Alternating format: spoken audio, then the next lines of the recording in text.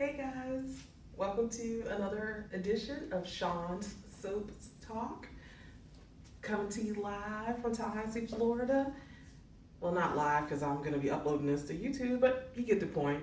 Anyway, talking about Bold and Beautiful episode today for July 5th, 2016.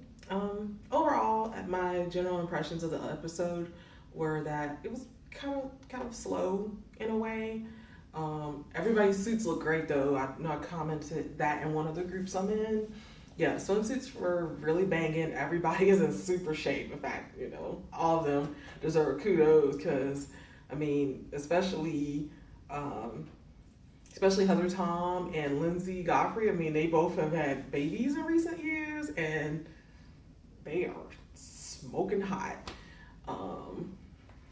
Yeah. I thought it was a little petty today with all the picture taking that Wyatt and Steffi were doing with their fakery, and then the whole love fest with everybody giving their little cutesy little speeches and all that kind of BS. I was just like, what is this? And then of course, let's fast forward over to Brooke. Oh my God, I couldn't believe that Liam had enough nerve to confront her. And as usual, he thinks he knows it all, doesn't know hardly anything about the facts. He's acting like he knows everything that went on. And for the longest time, what he didn't get out of the whole conversation with either his father or with Brooke is that for a long time, nothing was going on. And both of them hadn't done anything. And I wish Brooke was the old Brooke because she's killing me with this whole, everything is my fault. Don't blame Bill. No, it's his fault. And it's actually Katie's fault because before anything even happened, she was the one who was constantly trying to throw them together. Like, who in their right mind would do that? Who would invite your sister who your husband was about to marry twice to come work with you in the company? Like, come on.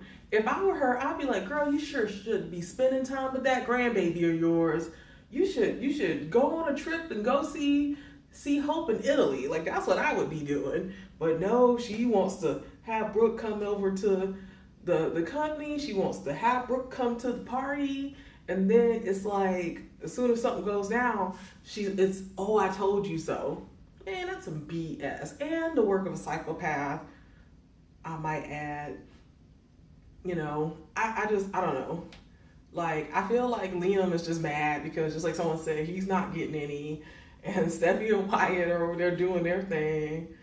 Oh, speaking of Wyatt, let's talk about his spawn.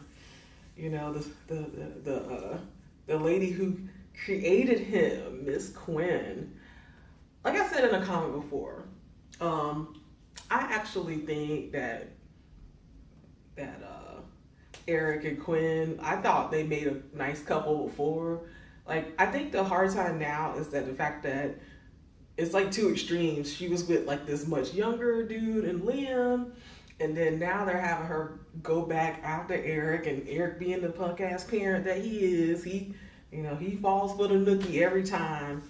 But I have to say, like, he even told Stephanie one time this, unfortunately he's just a man who needs that close connection. He needs that intimacy in his life. I would be interested to know if they're pulling out the whips and chains and stuff like like her and Deacon or her and Bill were doing. It'd be funny. Oh God, I just thought about, I shouldn't even bring that up about Eric being in like one of those outfits, and he's like, oh yeah, I don't know if I want all that. But he's still a nice enough looking man despite the hammer toes that he had going on with the feet. I don't know how they had his legs all shaved up and oily, but they didn't do something with the hammer time that was going on in the feet. Like, I don't know what was up with that. Somebody was slipping in the wardrobe department. Speaking of slipping, just like I brought up in one of the groups, like, why would they have Katie at the party and then have her go back to her house to invite Brooke to the party? Like, they're all sitting around there with iPhones. Like, why you couldn't just say, hey, if you're not busy with Rick and the baby, why don't you come to the party? I almost feel like Lizzie doesn't even exist, in Brooke's world.